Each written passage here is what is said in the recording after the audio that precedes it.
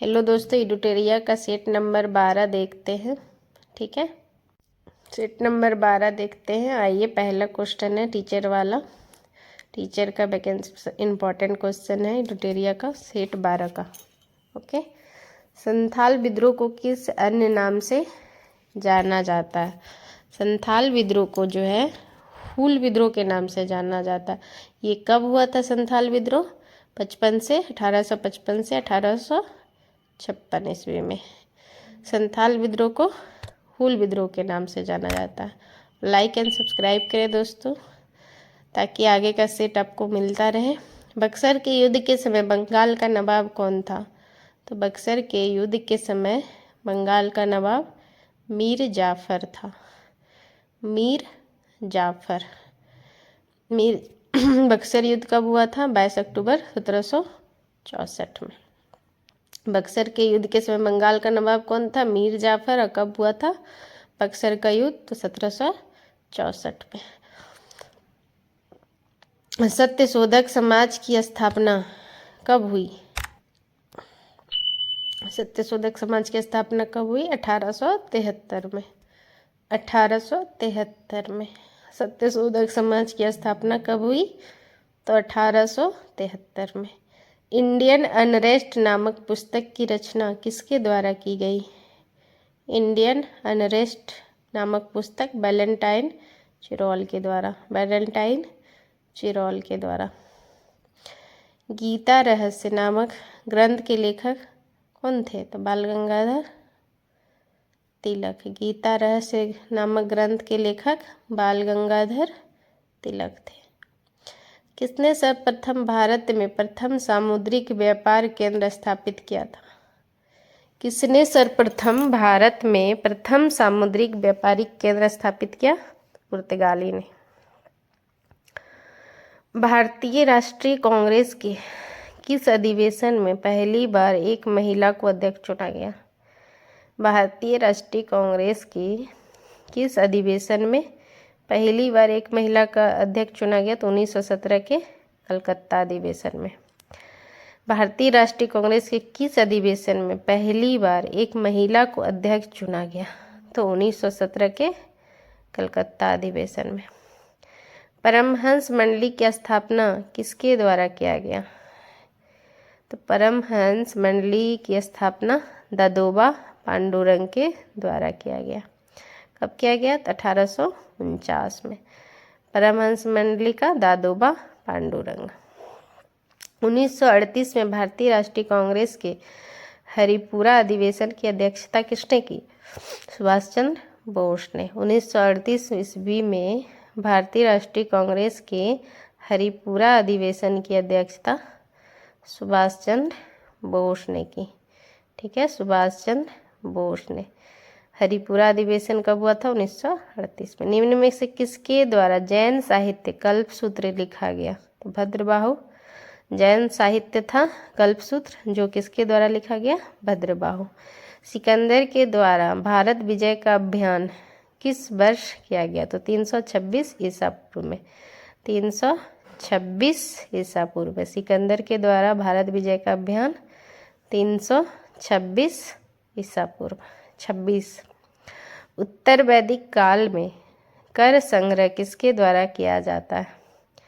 उत्तर वैदिक काल में कर संग्रह भागदूत के द्वारा किया जाता है। उत्तर वैदिक काल में भागदूत।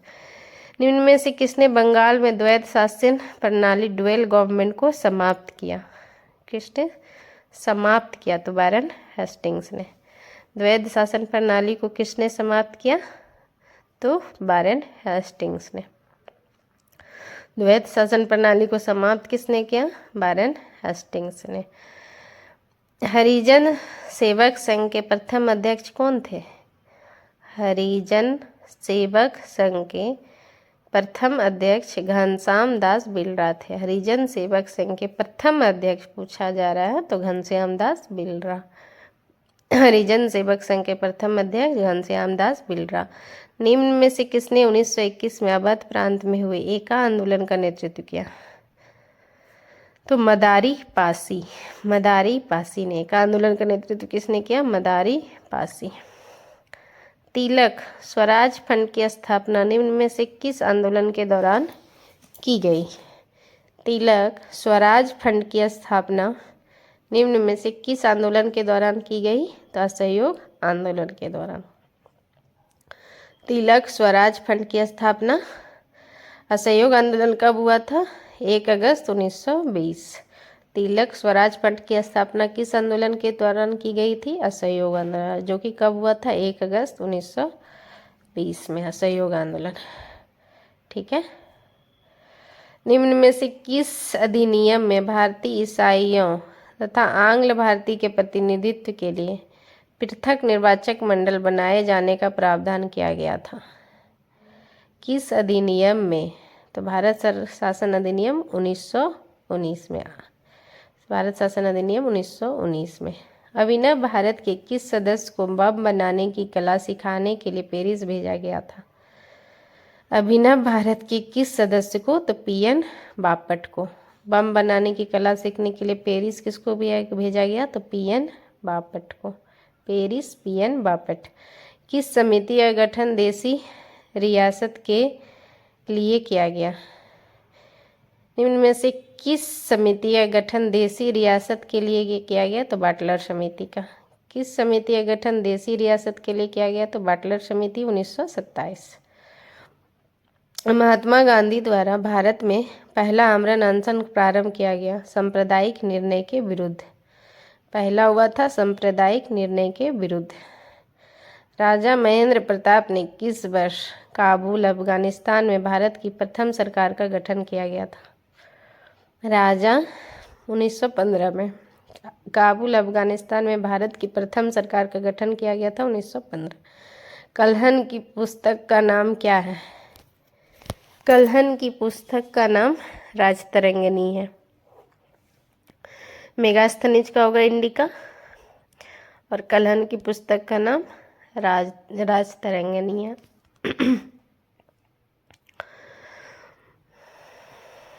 ठीक है, लाइक एंड सब्सक्राइब करें दोस्तों। ठीक है, कल्हन की पुस्तक का नाम राजतरंगिणी है। महावीर स्वामी का जन्म कहाँ हुआ था? महावीर स्वामी का जन्म कहाँ हुआ था? तो कुंडलग्राम कश्मीर में, कुंडलग्राम में हुआ था। और मृत्यु कहाँ हुआ था? पावापुरी में। ठीक है, 468 में। महावीर स्वामी का जन्म हुआ था कुंडलग्राम में 540 ईस्वी में। मृत्यु हुआ था पावापुरी में 468 में। कौन सा संप्रदाय संगीत नृत्य का विरोध करता है? तो नक्शबंदी। निम्न में से किस शासक ने बतापी कोंड की उपाधि धारण की? किस शासक ने बतापी कोंड की उपाधि धारण की थी? तो नरसिंहवर्मन प्रथम ने बतापी कोंड की उपाधि धारण की थी। नरसिंहवर्मन प्रथम ने।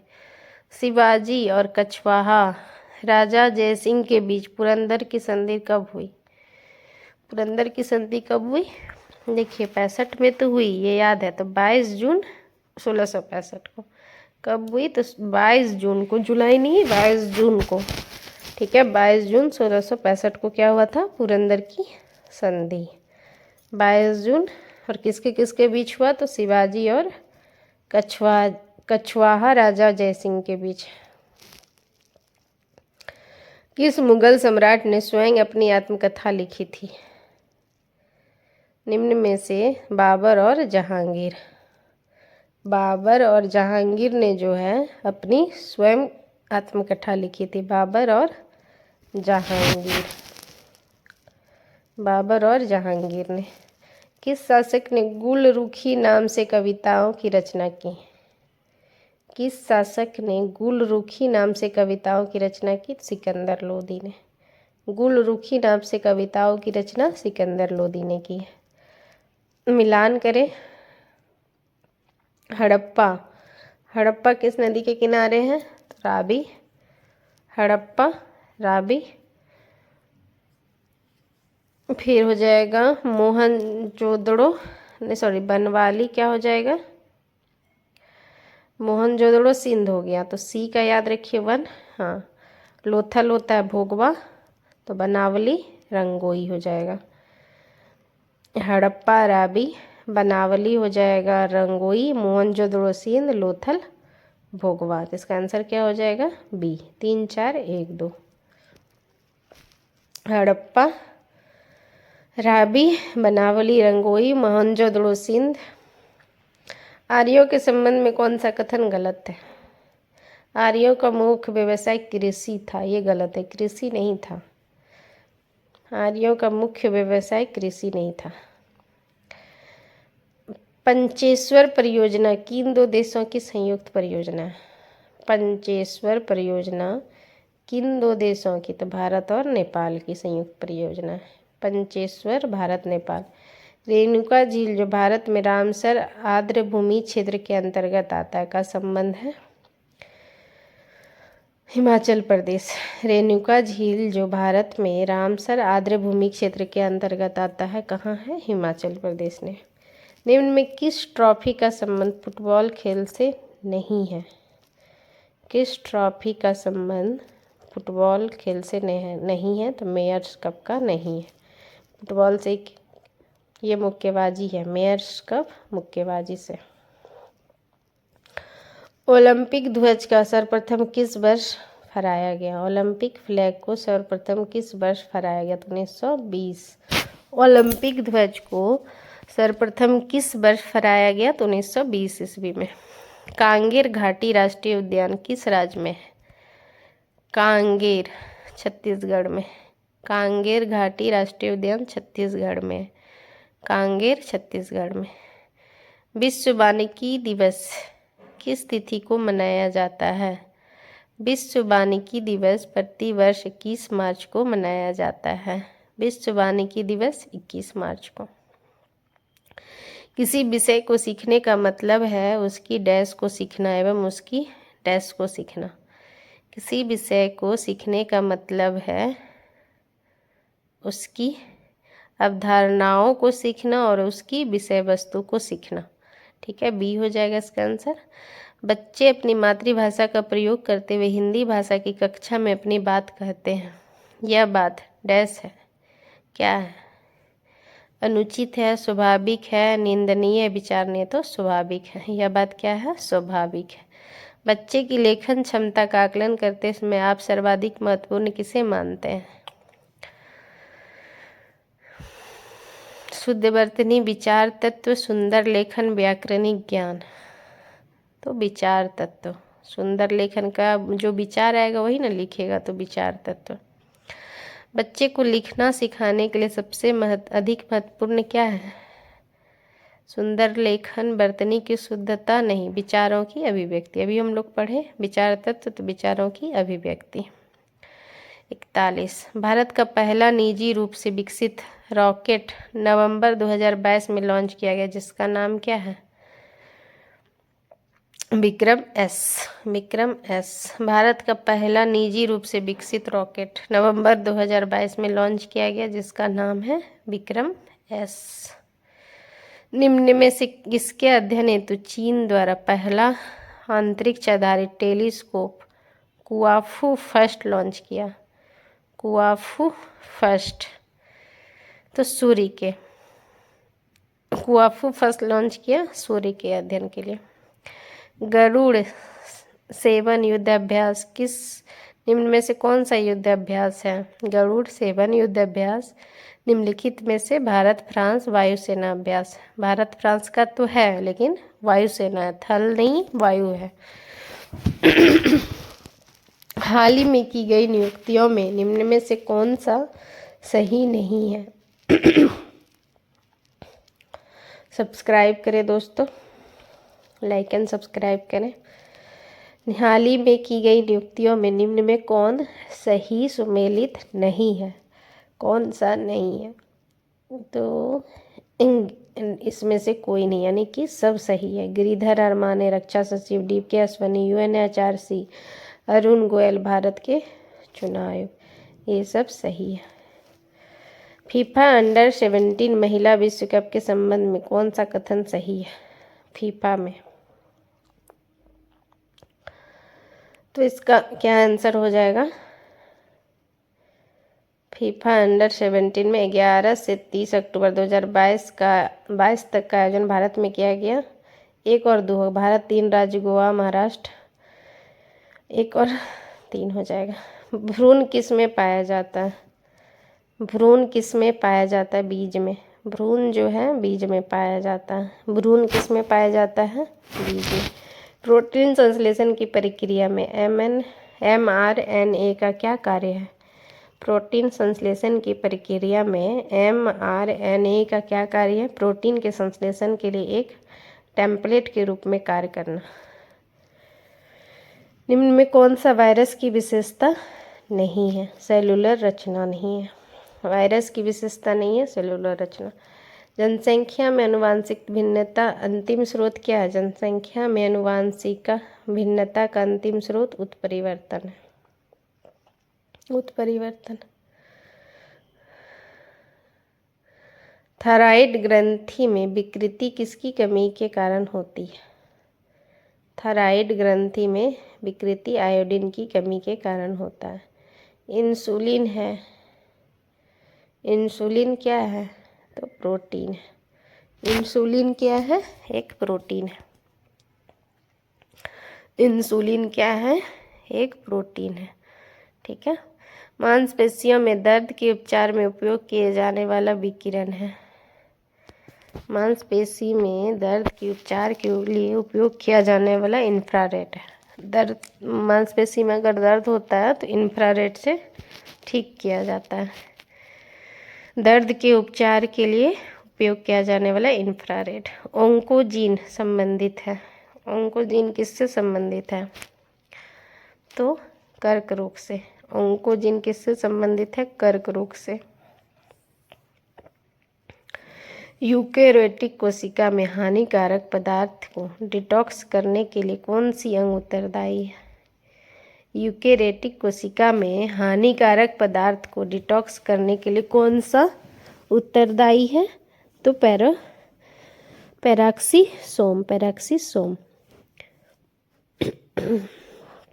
10⁶ के कारक को इंगित करने के लिए प्रयुक्त उपसर्ग क्या है? मेगा। 10⁶ कारक को इंगित करने के लिए मेगा। थर्मामीटर और थर्मोस्टेट में क्या अंतर है? थर्मामीटर और थर्मोस्टेट में क्या अंतर है? थर्मामीटर तापमान को मापता है जबकि थर्मोस्टेट तापमान को नियंत्रित करता है। ये आंसर हो जाएगा। ठीक है दोस्तों, निम्न में से वह घटना क्या है जिसके कारण तरंगे एक छोटे छिद्र से गुजरने के बाद फैलता है? निम्न में वह घटना क्या है जिसके कारण तरंगे एक छोटे छिद्र से गुजरने के बाद विवर्तन हो जाएगा। एक छोटे छिद्र के बाद गुजरने से फैलता है विवर्तन। ठोस के माध्यम से ध्वनि संचरण की प्रक्रिया क्या कहलाती है? ठोस के माध्यम से ध्वनि संचरण की प्रक्रिया प्रवाहकत्व कहलाती है। ठोस के माध्यम से प्रवाहकत्व, ध्वनि संचरण की प्रक्रिया प्रवाहकत्व।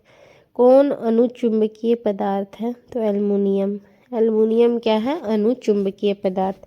चुंबकीय पदार्थ कौन कौन है? बाकी सब अनुचुंबकीय पदार्थ एल्युमिनियम। गॉड पार्टिकल है हिग्स बोसोन। गॉड पार्टिकल क्या है? तो हिग्स बोसोन। गॉड पार्टिकल है हिग्स बोसोन। रेडियो तरंग की खोज का श्रेय किसे जाता है? रेडियो तरंग की खोज का श्रेय हेनरिक हर्ट्ज को जाता है। रेडियो तरंग की खोज का श्रेय हेनरिक हर्ट्ज को जाता है। घरेलू ईंधन के रूप में प्रयुक्त एलपीजी में क्या होता है? एलपीजी में सब होता है, मरकेप्टन, प्रोपेन, ब्यूटेन सब होता है, लेकिन मरकेप्टन किसके लिए होता है? वो सेंट के लिए, मतलब वो सुगंध के लिए। ठीक है, पर प्रोपेन और ब्यूटेन रहता है, लेकिन मरकेप्टन जो गैस से निकलती है ना, उसके लिए। इलेक्ट्रॉन की खोज निम्न में किसके द्वारा किया गया? इलेक्ट्रॉन का खोज जे थॉमसन के द्वारा। इलेक्ट्रॉन का, न्यूट्रॉन का कौन किया था? चैडविक ने। ठीक है, प्रोटॉन का रदरफोर्ड। रेत और नेपथलीन के मिश्रण को किसके द्वारा अलग किया जा सकता है? रेत और नेपथलीन के मिश्रण को किसके द्वारा अलग किया जाता है? तो ऊर्ध्वपातन यानी सब्लिमेशन के द्वारा। रेत और नेपथलीन को ऊर्ध्वपातन यानी सब्लिमेशन के द्वारा अलग किया जाता है। रेत और नेपथलीन के मिश्रण को ऊर्ध्वपातन यानी सब्लिमेशन के द्वारा अलग किया जा सकता है। किसने shining Sikh youth of India नामक पुस्तक का विमोचन किया? किसने shining Sikh youth of India नामक पुस्तक का विमोचन किया? तो राजनाथ सिंह। निम्न में से किस किरण का वेग प्रकाश के वेग के लगभग बराबर होता है? किस किरण का वेग लगभग प्रकाश के वेग के बराबर होता है? तो गामा किरण का। किस किरण का वेग प्रकाश के वेग के बराबर होता है? तो गामा किरण का। ठीक है।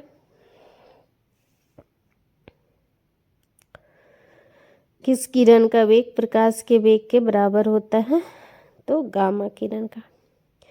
कौन नाइट्रोजनी उर्वरक का उदाहरण है? निम्न में से कौन नाइट्रोजनी उर्वरक का उदाहरण है? निम्नलिखित में से कौन नाइट्रोजनी उर्वरक का उदाहरण है? Calcium cyanide.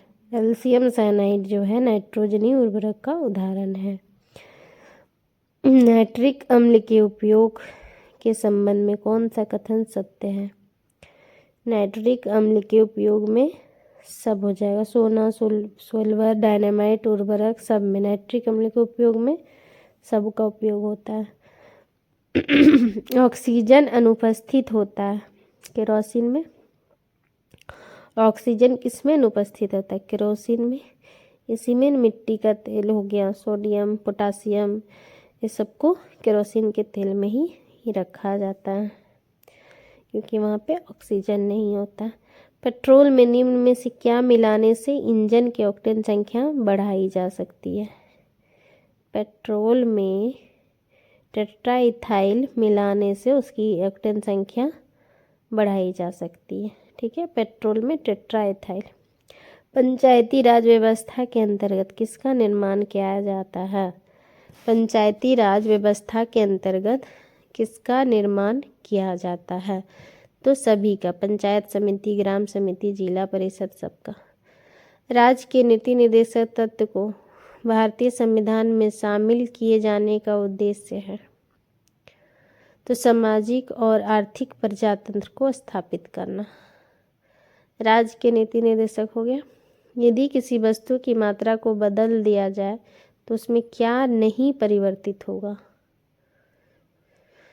यदि किसी वस्तु की मात्रा को बदल दिया जाए तो उसमें घनत्व नहीं होगा परिवर्तित। ठीक है। भारतीय संविधान के किस अनुच्छेद में धन विधेयक परिभाषित किया गया? धन विधेयक किस में है? तो अनुच्छेद 102 में। धन विधेयक किस में? 110 में, सॉरी, धन विधेयक अनुच्छेद 110 में। धन विधेयक 110 में।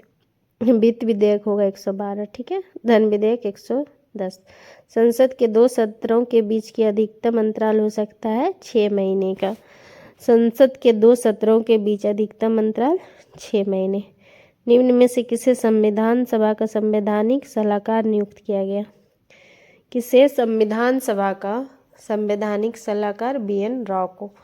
किसे संविधान सभा का संवैधानिक सलाहकार? BN राव को। संविधान के किस अनुसूची में कर एवं शुल्क लगाने का प्रावधान है? देखिए, राजेंद्र प्रसाद जो बने थे अध्यक्ष, कब बने थे वो बताइएगा। 46 में। संविधान के किस अनुसूची में कर एवं शुल्क लगाने का प्रावधान है? तो 7वीं अनुसूची में कर एवं शुल्क लगाने का प्रावधान है।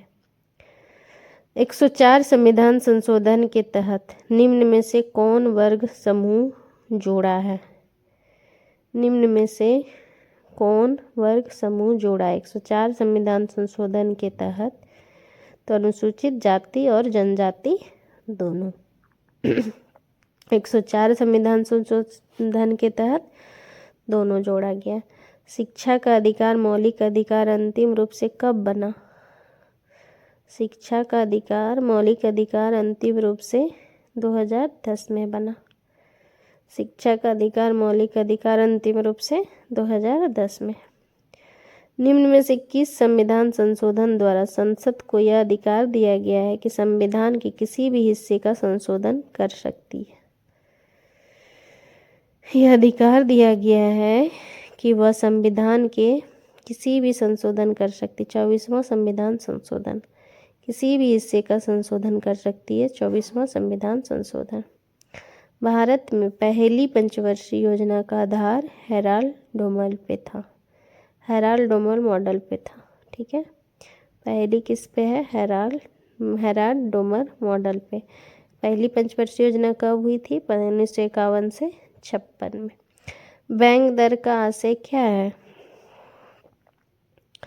बैंक दर का आशय केंद्रीय बैंक द्वारा ली जाने वाली आधिकारिक ब्याज दर। बैंक दर का आशय क्या है? तो ब्याज दर। अंतर्राष्ट्रीय कृषि विकास कोष की स्थापना किस वर्ष की गई? तो 1977 में। अंतर्राष्ट्रीय कृषि का 1977 में।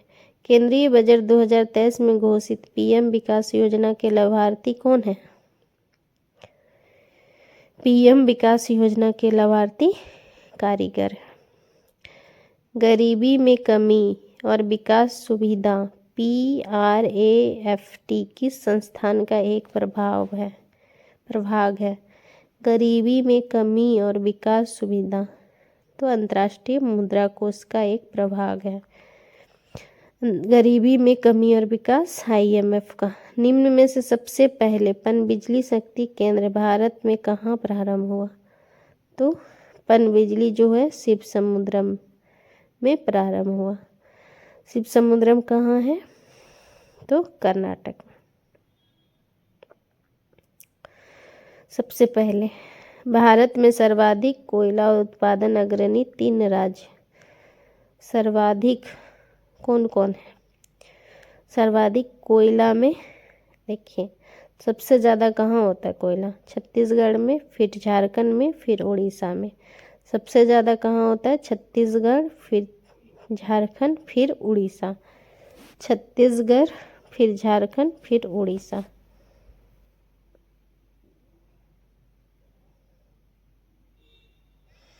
छत्तीसगढ़, झारखंड, उड़ीसा। कौन नवीकरणीय ऊर्जा स्रोत सर्वाधिक संभाव्यता वाला है? निम्न में से कौन नवीकरणीय ऊर्जा स्रोत सर्वाधिक संभाव्यता वाला है? तो सौर ऊर्जा। नवीकरणीय ऊर्जा स्रोत सर्वाधिक संभाव्यता वाला है सौर ऊर्जा, पवन ऊर्जा, ये सब होता है जो कि कभी ख़त्म नहीं होता है। ठीक है, नवीकरणीय ऊर्जा क्या होता है? जो कभी ख़त्म नहीं होता, जैसे सौर ऊर्जा हो गया, पवन ऊर्जा हो गया, बाकी बात ये सब नहीं खर्चा होता है। ठीक है, और नवीकरणीय ऊर्जा क्या क्या है? कोयला, ये सब खत्म होने, पेट्रोल। निम्न में से भारत पाकिस्तान बगलिहार परियोजना किस नदी पे है? भारत पाकिस्तान बगलिहार परियोजना चिनाब नदी पे है। भारत पाकिस्तान बगलिहार परियोजना किस नदी पे है? तो चिनाब नदी पे। बेल पहाड़ी, तिलैया और मैथन बांध किस नदी पे है? बेल पहाड़ी, तिलैया और मैथन बांध बराकर नदी पे। बेल पहाड़ी, तिलैया और मैथन बराकर नदी पे। बेल पहाड़ी, तिलैया और मैथन बराकर नदी पे। निम्न में से माही नदी पर कौन सी परियोजना स्थापित किया गया है? निम्न में से माही नदी पे बनकावोरी बांध और कदाना बांध। बनकावोरी बांध और कदाना बांध माही नदी पे स्थापित किया गया है। बनकावोरी बांध। भारत के कौन से 2 राज्य को मयूराक्षी परियोजना लाभान्वित करता है? मयूराक्षी परियोजना पश्चिम बंगाल और झारखंड को। मयूराक्षी परियोजना पश्चिम बंगाल और झारखंड को प्रभावित करता है। निम्नलिखित में से कालपोंग जल विद्युत परियोजना कहाँ अवस्थित है? निम्न में से कालपुंग जल विद्युत परियोजना कहाँ अवस्थित है? अंडमान और निकोबार द्वीप समूह पे। कालपुंग अंडमान और निकोबार द्वीप समूह में। मोंगलाइट प्रजाति भारत के निम्न में से किस हिस्से में पाई जाती है? मंगोलाइट प्रजाति सिक्किम असम दोनों में पाई जाती है। मंगलाइट प्रजाति तो भारत के असम और सिक्किम में। निम्न में से रेल परिवहन द्वारा मैत्री एक्सप्रेस किन दो देशों के बीच चलाई गई? तो भारत और बांग्लादेश। मैत्री एक्सप्रेस भारत और बांग्लादेश। इसका सीमा रेखा कितना है? 49.6 यह इसका सीमा रेखा। भारत में सूती वस्त्र की राजधानी के नाम से जाना जाता है मुंबई को। भारत में सूती वस्त्र की राजधानी के नाम से मुंबई को जाना जाता है। भारत में पाई जाने वाली सदाबहार एवं पतझड़ वन कितने ऊंचाई के बीच पाई जाती है? भारत में पाए जाने वाली सदाबहार एवं पतझड़ वन 1500 से 2000 मीटर की ऊंचाई पे पाई जाती है। सदाबहार वन 1500 से 2000। गोदावरी नदी के किनारे बसे नगर निम्न में से कौन कौन है? गोदावरी नदी के किनारे बसे नगर नासिक, निजामाबाद, राजमुंद्री। गोदावरी नदी के किनारे नासिक, निजामाबाद, राजमुंद्री। ठीक है, नासिक, निजामाबाद, राजमुंद्री। निम्न में से किस नदी को उड़ीसा का शोक कहा जाता है? उड़ीसा में कौन सी नदी है? तो महानदी। लेकिन किस नदी को उड़ीसा का शोक कहा जाता है? तो महानदी में, महानदी। ठीक है, तीसरी सबसे बड़ी है दक्षिण भारत की।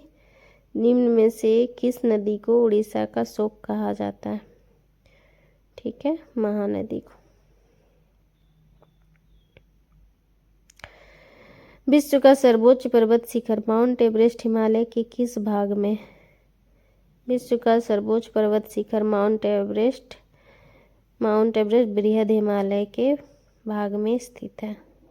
ओके दोस्तों, बृहद हिमालय के क्षेत्र में आता है। लाइक एंड सब्सक्राइब करें। अपना 100 क्वेश्चन हम सॉल्व कराएं, कैसा लगा बताइए, और आगे ये कीजिए, सेंड कीजिए, ज़्यादा से ज़्यादा लोग को ये दिखे। ओके, लाइक एंड सब्सक्राइब करें। Thank you.